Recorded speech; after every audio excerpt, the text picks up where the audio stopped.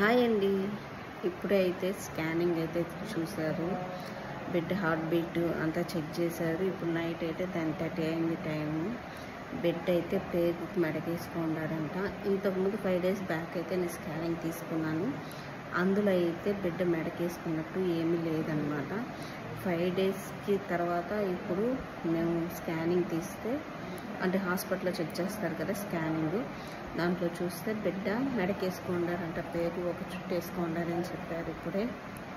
కాబట్టి నొప్పులు ఏదన్నా వస్తే వెంటనే చెప్పమ్మా అని కూడా చెప్పారు.